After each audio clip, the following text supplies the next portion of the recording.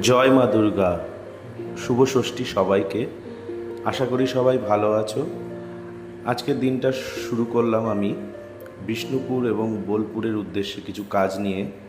যেতে যেতে মর্নিং ব্রেকফাস্টটা সেরে ফেললাম এই কাকুর দোকানে। ওখানকার খুব প্রচলিত খাবার মুড়ি ঘুগনি, এবং তারপরে আমরা একটা পোচ অর্ডার করেছিলাম।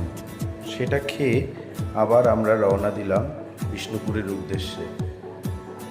দুই ধারে শরতের কাশফুল দেখতে দেখতে আমরা আবার চললাম বিষ্ণুপুরের উদ্দেশ্যে। এটি জয়পুর ফরেস্টের মাঝখান থেকে আমাদের যেতে হয়েছে। খুব সুন্দর রাস্তা, এবং বিষ্ণুপুর আমরা তখন ঢুকে পড়লাম। ঢুকে পড়ে কিছু কাজ ছিল, সেটা মিটিয়ে আমি গেছিলাম নিউ অনুভব এই দোকানটিতে, এবং এদের নিজস্ব কারখানা আছে। শুধু শাড়ির দোকান বললে হবে না, এদের নিজস্ব ফ্যাক্টরি আছে। যাই হোক, এই শাড়িগুলো যেগুলো দেখছেন, এগুলো আমাকে বলেছিল সেটা হচ্ছে এটা স্বর্ণচুড়ি, এবং খুব এক্সপেন্সিভ শাড়ি। এগুলো খুবই ভালো, পছন্দও হয়েছে, একটা নিয়েও নিয়েছি।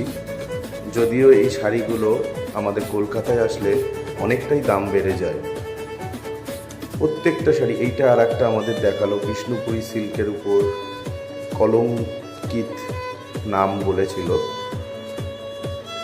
সেই শাড়িগুলো দেখে প্রত্যেকটা চোখে লাগার মতো কালার ছিল, এবং দাদা প্রত্যেকটা খুলে খুলে আমাদেরকে খুব ভালোভাবে গাইড করলো কোনটাকে কি বলে, তার দাম কেন এত বেশি।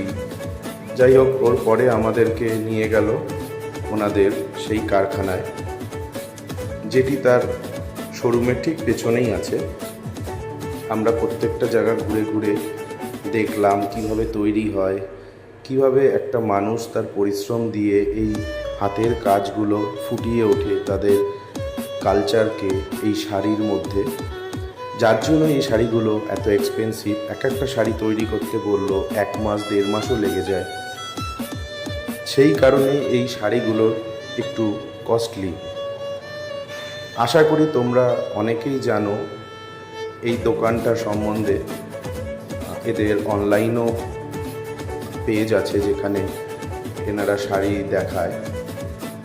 এই যে মানুষটি, ইনি অক্লান্ত পরিশ্রম করে শাড়িগুলো তৈরি করছে। তা আমরা শাড়ি নেওয়ার পরে আবার রওনা দিলাম আর একটা গন্তব্যে। যাই হোক, সেই গন্তব্যটা আবার কালকে আসবে।